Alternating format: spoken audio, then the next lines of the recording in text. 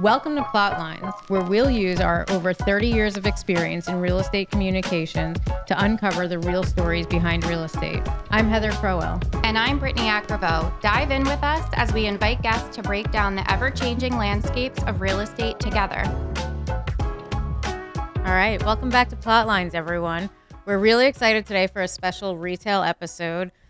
We have New York ICSC coming up, and we actually just came off of the busiest shopping weekend of the year. So it's a special episode near and dear to my heart. Today we have with us Joe Aristone, EVP and Head of Revenue at PREIT, Steve Gartner, EVP of CBRE, and Justin Rosenberg, founder and CEO of honeygrow. Thank you all so much for joining us. If you can each just quickly tell us a little bit about yourself and what brought you to this point in the retail world. Joe, we'll start with you. Sure. So, hi, everyone. Nice to be here. Thank you, Heather and Britni, for the invitation. Sure, it's nice to be on here with Justin and Steve, two gentlemen who I've actually known for, almost 20 years, I guess, on one, 30 with Steve. So, nice to see these guys. I've been with PREIT going on 30 years, believe it or not. Started when we were a smaller public company, went through a public evolution. Now we're back to a private company. So, kind of seem to have gone full circle. I've been on the transactional side of the business for literally my entire career. And for the last, 15 or so years, I've spearheaded the transactional platform for PREIT, which really means overseeing the sales team, sourcing, identifying, negotiating new retailers in our platform, which is essentially in the enclosed mall space. Awesome. Steve, why don't you tell us a little bit about yourself? Hi there, I'm Steve Gartner. I'm Executive Vice President at CBRE, the global leader in all things commercial real estate. I live in the retail space, and I've spent my entire professional career in commercial real estate. Started in the office building world. In fact, that's where Joe and I originally met each other, and then transformed for the most of my career in the world of retail, doing everything from high street and urban retail in urban cores to suburban big box retail, shopping center leasing, shopping center sales, development, and finding locations for retailers. I'm based in Philadelphia, but through the CBRE platform, I do work pretty much all over the country. All right. And Justin, last but certainly not least. Justin Rosenberg, founder and CEO, honeygrow. We're a fast casual concept based here in Philadelphia. We are in 8 states from Massachusetts, Virginia, Ohio, Jersey, etc. So mostly in the Northeast, Mid-Atlantic, serving freshly made to order stir fries and salads. And I got my start actually at PREIT in 2006. I was interviewed by Heather actually, and she was crazy to hire me and work with Joe, and was there for a good 5.5 years where I really got to learn the business. So I had a pretty cool experience there. Awesome. Amazing. Well, small world. Love to hear all the connections between you three. And thanks again for joining us. So a lot we want to talk about today with retail real estate. So let's dive right in. There's obviously, been a lot of shifts in the retail real estate market over the last few years. Obviously with consumer behaviors reshaping trends and the way landlords, brokers, retailers all approach their retail real estate. So would love to hear all of your perspectives on this. And Joe, maybe we can start with you from the landlord perspective. Yeah, sure. So I think it's been interesting, really probably starting before the pandemic, but coming out of it as well, that I would say it's been, what I would say has been an observation that I would share is that it's been a flight to quality, meaning that consumers gravitate towards the best quality in the market, whether that's the best quality restaurants, the best quality retail, best quality experience. And so I think that as developers, we try to model our behavior after the consumer behavior, meaning that we want to offer best quality in the marketplace. So for instance, one of our properties, which I'll speak probably reference several times on this podcast, is Cherry Hill Mall, right? We've established that as one of the best malls in the Philadelphia market. And so certainly when you think about the trade area, we want to keep that mall relevant by having the best of best in the market, constantly refreshing it, constantly, creating an experience that's positive and worthwhile and enjoyable for the consumer. So I think it's about flight quality. Okay. What do you think, Steve? So I was thinking about that in preparation for the podcast. And as we sit here going into 2025, Retail real estate's unique because we really do follow shopping trends and consumer trends. Yeah. So we can understand what the retailer wants. And the more we understand the retailer, the more we can be effective. I think the biggest trends we're seeing as I think, finally shaken off much of the effects of COVID are two. One, the consumer is extremely knowledgeable. So when they go into one of Joe's malls or one of Justin's restaurants, the consumer is armed, they're ready, they're prepared. Yeah. They go into a restaurant, they've seen the menu, they've read the reviews, they know what they want. They go into a store, they know more than the sales clerk very often about what they're buying. Browsing is dead, which also means dwell times in malls and in shopping centers isn't what it used to be when, provincially mother and daughter spent all day at the mall. People are going into retail establishments, whether they're restaurants or stores, armed, ready, and get in and get out with a purpose. And they are there comparison shopping while they're in the store with online options. Yeah. I think that's one of the biggest trends. The other big trend is what we're seeing is traditional shopping patterns that we all grew up with for the last 20, 30 years. Weekends busy, Saturdays and Sundays at supermarkets has really changed. So while we've come out of COVID, the lingering effects are that people are shopping at different times of day. They're shopping in different patterns, and stores, landlords all have to be ready for that change. That's a great point. One thing I will dispute is that moms and daughters can still spend the entire day at the mall. In fact, I did it 2 weekends ago. But I think there's a lot has changed over the years. And one of the things that has changed that many consumers will pick up on is the, sort of some of the stores are different, right? Like stores come in and out, and we've all seen it through the past, several decades, the Circuit Cities of the world, the Bed Bath and Beyonds of the world. But I feel like right now there's such a high demand for retail space that is that creating opportunities? Like, can you talk to us a little bit about that? Steve, you probably have seen a lot of it. Joe, you may have seen a lot of it as well. Talk to us about that evolution, the ins and outs of the retailers and the opportunity that exists today. Well, there's been very little development. We have a problem, and this has been for probably the last 18 years, and I think Justin can probably speak to this as far as finding places to grow a growing business. And because, especially here in the Northeast, where barriers to entry for new development are very high, cost to build is very difficult, it's hard to find space. Yeah. It's also construction on supply, definitely a part of it, but also think about it this way, right? And I have this conversation with my team all the time, right? If you walk through a mall 20 years ago, all right, it would be such a different landscape than if you walk through a mall now. And if you go to a high quality mall, I don't care which mall it is, you go to a top tier mall in the United States, and you'll see there will be, with the exception of maybe 4 or 5 retailers, the entire retail database is new. And it's interesting because I was thinking about Justin when you were asking this question. Apple wasn't around 15 years ago, 17 years ago when they launched, right? And now if you go into a high quality mall, you'll see an Apple, and it's become a staple in the space. Think about the idea that honeygrow wasn't around before you launched that concept, right? So I think it's indicative of the fact that fresh and new it's a constant evolution, and it's going to continue. And what is new now will be old in a few years, and you'll have to reinvent it again.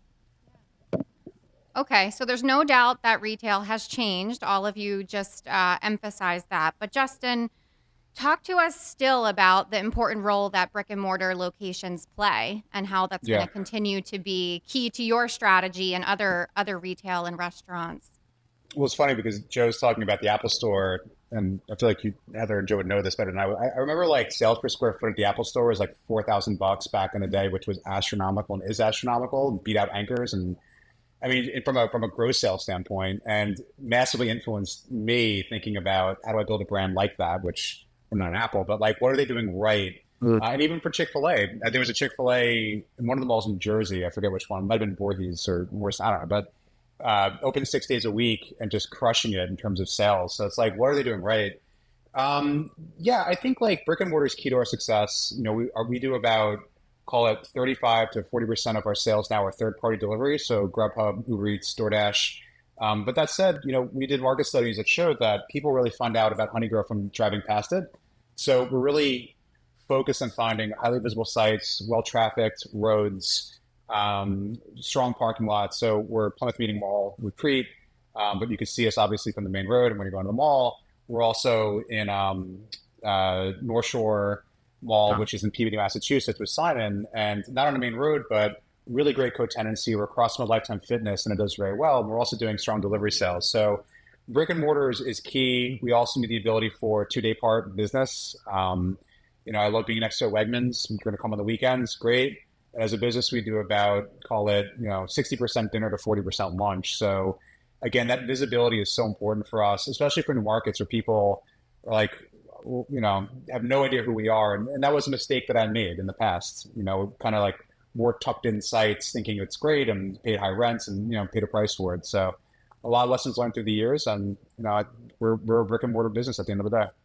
Well, I think you touched on one of these points, and I think this is probably a question for everyone, but in retail, unlike other real estate sectors, it really matters who's around you, right? It matters, what other tenants are in that shopping center. So how, I guess, Justin, starting with you, since you're the co-tenant demander, what are you thinking about in terms of like what other types of tenants you want to be around, and what are your priorities when you're selecting sites? Yeah, it's a great question. I love a great supermarket or a Target or both. Yeah. Target's just phenomenal, especially the super Targets where you have everything in there and you're going to drive 2-day parts, 7-day week business. But really good retail supermarket chains are key. Having similar kind of concepts. It could be Shake Shack or a Cava. Happily would go next to them as well to draw awareness. Folks can go to one place on a Monday, come back to us on a Thursday. Yeah. That's always good. But again, like the key for us is really finding co-tenants that we're going to capture a similar customer, but also it's so important to capture that weekend and nighttime business to make the model work. Right. So finding tenants and co-tenants like that will drive the business is key. That makes sense. You mentioned something, trying to trigger a thought in my head that I thought would be an interesting thing to kind of talk about a little more. So brick and mortar, what's the relevance of retail and what kind of role does it play? Yes, all the things that Justin talked about, 100% on point. But the other thing that's happened, and Steve, you know more about this probably than I do, is that retailers are using their brick and mortar stores as part of their distribution channel now, right? So buy online, pick up in store. Yep. That's all shifted. It used to be, the old model was you have this huge distribution warehouse, and then you ship to a smaller distribution channel. Then you get closer to at home, and at home was like a real part of the problem that retailers were trying to solve. Well, a lot of them have solved it by having the stores act as mini DCs, so that if American Eagle wants you to buy, they want you to return to the store, right? So they don't want you to put that pair of jeans that you buy 4 pairs because you only need 1 pair that fits. You try on the 3, you send them back because they lose money as soon as you send that. The margins are so thin in that space that as soon as you send that set of jeans back that you don't need the 3 pair, they lose money. So they're trying to do everything they can to get the consumer to come to the store to either return on store or buy online, pick up in store. And they've spent a lot of money training their consumer. And now you're in what I think is like the final piece of the last mile distribution being used by stores. I might not have been the first to call it this, but I call it the Zappos effect. I think they were really the ones that first said, buy a bunch of shoes and a bunch of sizes and ship them. And then Warby Parker came up with the idea of something that you would have never imagined buying at home, which were prescription eyewear. Send me a bunch of frames and let me try them on my face in the comfort of my home, and we'll decide which one we want. Right. Now, Warby Parker then realized, and this isn't this year, this has been a few years, that there is still a consumer that does like to go into the eyeglass store, try them on, and have a professional interface with them. So after they established a brand, and a good brand, and a progressive brand, and a cool, hip brand, then they went from clicks to bricks. And we're seeing that still continue. Brands that can establish themselves online, I think we saw a wave of it, and then it Yeah. seems like that wave flattened out. But we're seeing that in housewares. Wayfair is Right. Right. closely aligned with being an online-only brand, and now opening their own stores and leveraging off of what they stand for, which is home furnishings. Brooklinen, another example in the home furnishings space. So I think retailers are still in early innings of figuring out where online and bricks and mortar retail come together. I do think, though, the consumer has gone back. We probably would have had this conversation, Joe and Justin, 3-4 years ago, and said, wow, bricks and mortar is really a declining category in the world of retail, and that we would be sitting here 3 or 4 years later saying we need more retail space. Right. Yeah, and I'll chime in and just say that in my world, it's become so competitive for brick and mortar sites. You know, my space, everyone's clamoring for the same 2,500 square foot pad site or end cap. Right. And you have a lot of folks that are bigger concepts that can afford more in rent, and they're driving up markets like local suburbs of Philadelphia, for example, where there's no way we're going to pay that per square foot. So the demand and supply side of my space is kind of crazy. It's just really been tough. And I think the other part to this, as we talk about current trends and going forward, and I'd love to hear what Justin has to say because he is the space user on this podcast, is the operational costs in general of running retail is something we continually hear about. It's too easy to go tell a retailer you can have this space if you pay more rent, but cost of labor and goods continues to just be so burdensome. Yeah. I mean, it really. I mean, we're gunning for about a 5 to 6% occupancy cost to make the model work, and a lot of times we're looking at real estate that is really sexy and it's great, and you got to have the discipline to pass and let someone be the schmuck and pay $75 a square foot in a market that's really 50. And it also kind of boils down to the economics, right? Like TI, my space, we're looking at it from the standpoint of you want to have at least a 2 to 1 sales to investment ratio. So if your sales are, I'm making a number of $2 million, your all-in investment maxes out at $1 million. So, you factor in the rent and you want a 2-year payback. So those models and performas, you kind of jig it out. Sometimes you can do more in rent. Sometimes you do less based on the TI you're going to get. But, if we can't fall into that zone of the performa, we have to pass. Where did you learn about 2-year paybacks? I'm curious. That sounds familiar. I've done many performa. Yes. I don't know, Joe. Where did he learn about that? That's exactly it. No, you're on point. That's a good barometer. It is. But Justin, you mentioned something, and I'll give a shout out to you for a second because I think this is relevant. So we had a very high profile location at Plymouth Meeting Mall on an out parcel. We had Shake Shack on one side. We had another opportunity, and we had literally our pick of retailers that wanted to be there. And Justin, identified the site and competed for the location, but we chose honeygrow, like we did. I mean, Justin and I had a quick conversation. We had multiple brands that were interested in it, and I thought about it in the context of that's a great concept that really attracts a consumer that we want. Sure. You were talking about co-tenancy earlier, and we thought, why not have that appeal at our front door, right? Why not have his consumer, which is, it's an educated consumer, it's a more finicky consumer, it's a consumer that kind of knows what they want. They want quality. They want a certain product, and we thought that lines up well with where we're trying to go with this project. So I do think that, Justin, it's not always about the dollars and cents. Sometimes it's about getting the best quality retailer, even if you have to take a little bit of a discount as a developer. Right. Yeah, and I'll just say on the flip side of that, we've never done a brand at the site. It was a pad site, and we wound up building it. And it was a ground lease deal, that only deal we've ever done. So we took a risk, and you guys were great. Thank you. But again, for the right opportunity, the right economics, you kind of figure it out. Well, and you're pointing to something that I've heard from our retailer clients for a long time, which is they want to be in a place that is brand appropriate. And that is that means Tiffany's doesn't go next to the busiest Walmart, even though it's a $150 million Walmart. It's just not who their customer is. So we hear an awful lot from the retailers that we represent across the country. That's my customer. And sometimes that's proven out with gut. Sometimes it's proven with data and science. And I think that's the other thing that we're now seeing are data-based decisions.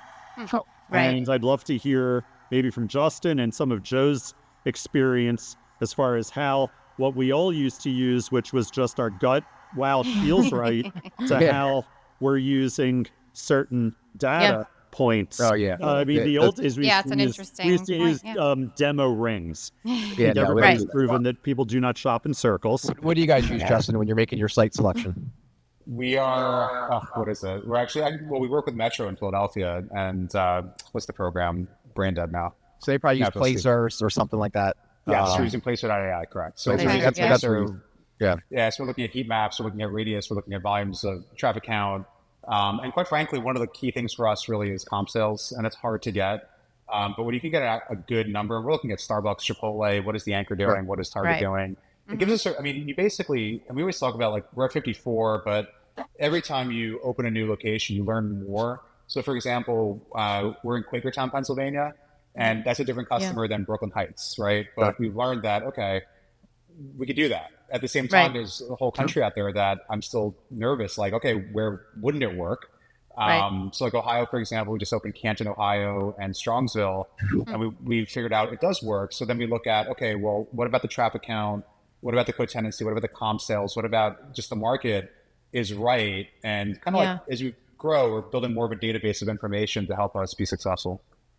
Yeah, and I would say kind of a continuation on that conversation is that retailers are so sophisticated now that they have their own profile, they have their own customer profile, they have their own demographic analysis they do. And we as developers, what we're oftentimes doing is trying to understand what their demand is, and match up the best opportunity for the best fit for the retailer. And we use Placers, we use every demographic tool you kind of have available to you. But we create these, what I'll call like more customized pitch decks, where we will actually engage in a conversation. Steve, you've been on these tours before, where we'll kind of have the conversation about like, what's going to resonate with them. Analog about performance of other retailers, traffic, flow, kind of a pure set in terms of competition in the marketplace, all those things. And ultimately, what we're trying to do is put our best foot forward so we can get the best opportunity with the best retailers. Yeah. That makes sense. Well, So off of that, with data-informed decision-making, what are you all seeing? What is in high demand? What are some of the new retail concepts that you think will be buzzing or in high demand as we, head into 2025? So I'll lean in on that a little since we see so much. And as a company, we represent about 1,300 retailers in North America. Much to Justin's probable chagrin, is just more and more food and a lot of different food concepts. Sure. And I do think that there is a natural evolution to that as we see some restaurant chains go bankrupt, like TGI Fridays and others that are just not as relevant in the world anymore. It probably has nothing to do with their real estate. It probably has more to do with their concepts. There's always a little inside joke that when the store does well, it's the real estate. When it does bad, it's operations. It's never the real estate. But we continue to see some very interesting evolutions in food and dining concepts. I think kind of the high-end dining, other than in some gateway international cities, New York, Miami, etc., more middle of the road when it comes to food. I think we're really have leveled off as far as seeing troubled retailers. Probably the best thing that happened for retail real estate inventory was Bed Bath & Beyond with Mystery Shop's demise, because it created inventory for new retailers to come in and fill those spaces. So I think I was actually asked recently about, are bankruptcies up, or are they down? It just seems to be the natural evolution of retail, and it creates some inventory. Home furnishings and home goods had a huge boom in early to mid-COVID. People were staying home, staring at their houses, saying, want to redo everything? We have to redo everything. We have to get new pillows, and we have to get new furniture. We're staring up at the cracks. And that has come down, but it hasn't gone away. It's just spending has shifted a little out of that. But I think apparel is really seeing a great resurgence.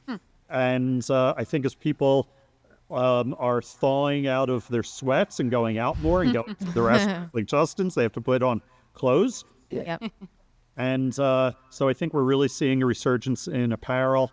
I think finally there are some kind of concerns in the luxury goods and what will happen if tariffs become Right. a real topic and a real issue going forward, what many of the retailers have to do to face that. So I think that's, if we're looking in our foggy crystal ball, I think that would probably be, as we sit here in late 24, concern. Yeah. And not surprising. I agree with Steve 100% on what he said. But I would just tell you a few other topics, a few other areas that I'm seeing some growth in. International retail continues to be a pathway forward. So Primark, which everyone probably knows on this call, Primark has been pushing in the U.S. for probably the better part of 4 or 5 years now. Now they're going full feet in, right?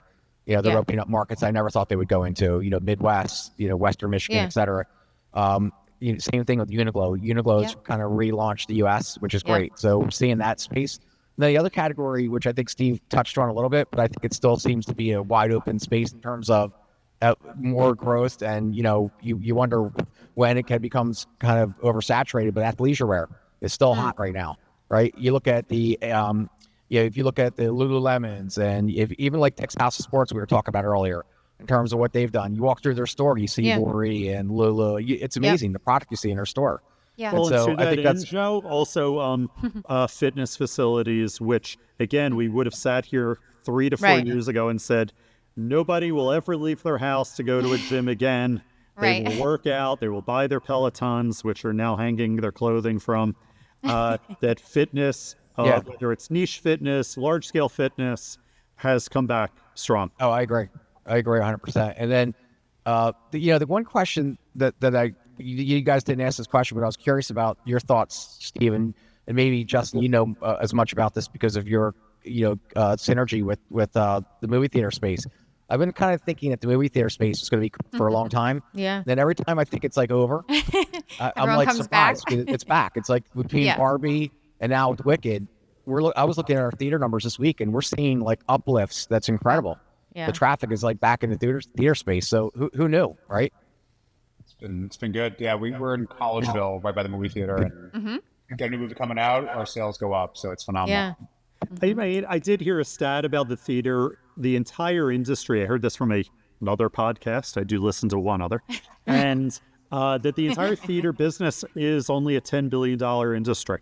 So it does take up a lot of mind space and a lot of conversation and celebrity. And obviously some big releases now, but it's actually not that big of an industry on the whole. That's interesting. Yeah, maybe that consolidation over the years kind of takes up a lot of real estate, though. Yeah, sure. True. That too. That's interesting.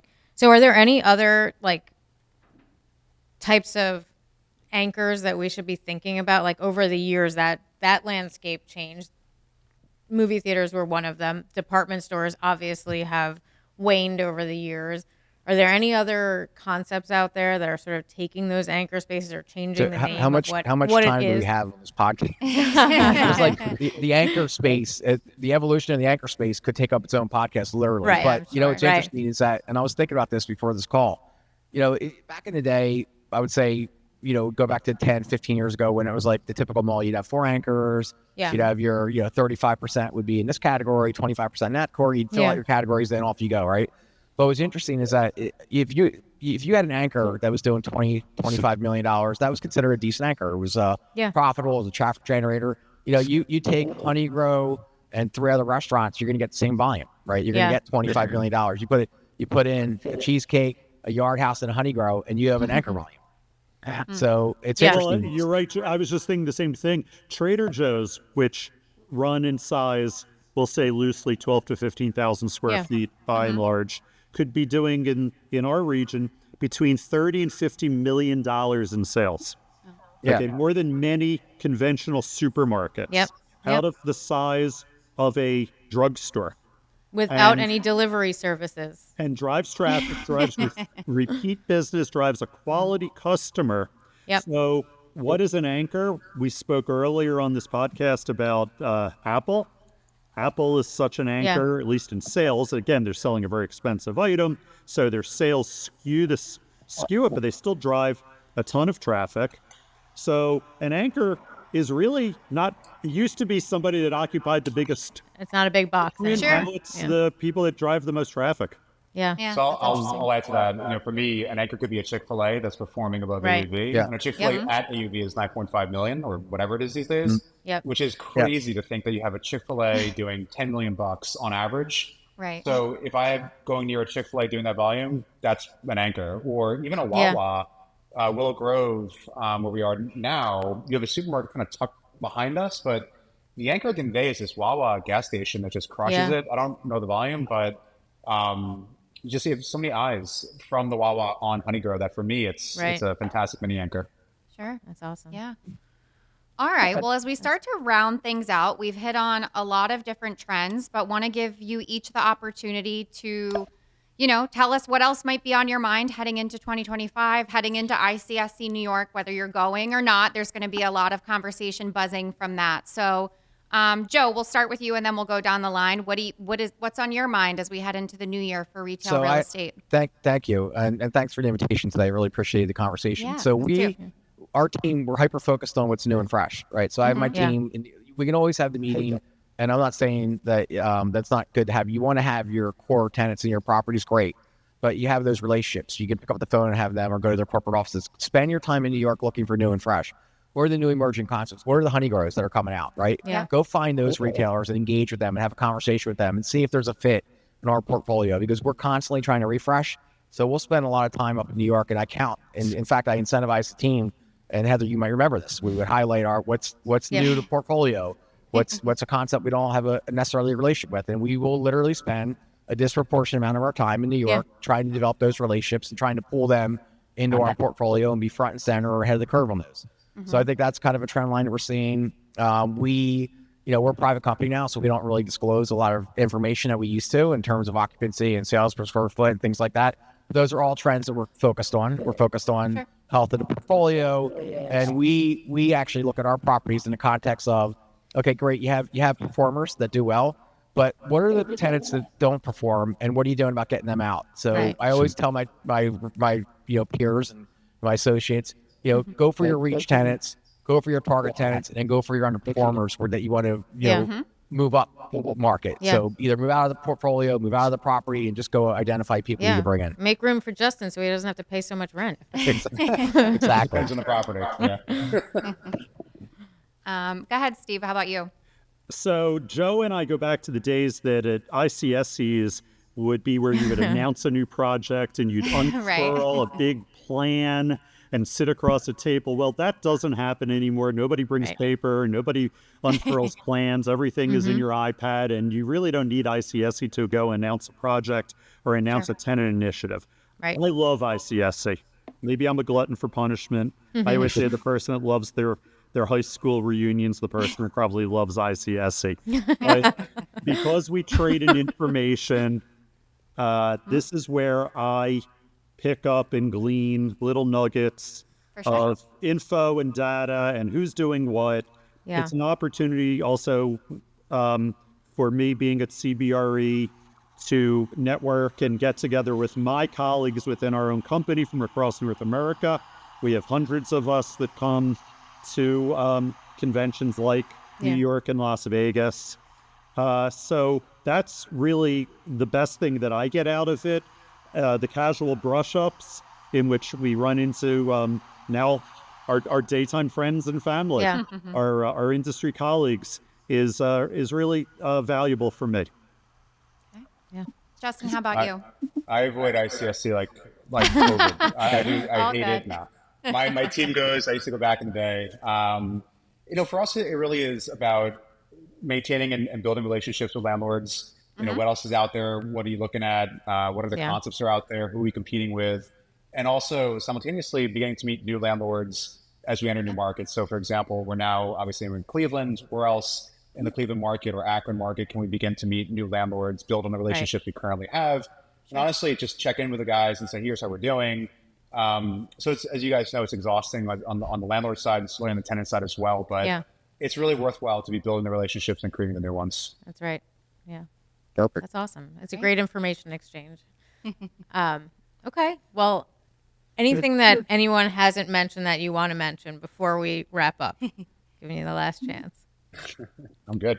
Nope. All right. Thanks, Heather. Thank you, I hope Britni. everyone if you're going to ICSC, hope you have a great show. If not, hope you have a great holiday. And thank you guys so much for joining us. This was a really fun episode. Yep. All right. Thank you. Appreciate it. Sure. Thank you all. Bye now. See you guys. This podcast is a production of Gregory FCA. If you enjoyed our discussion, please subscribe wherever you listen to podcasts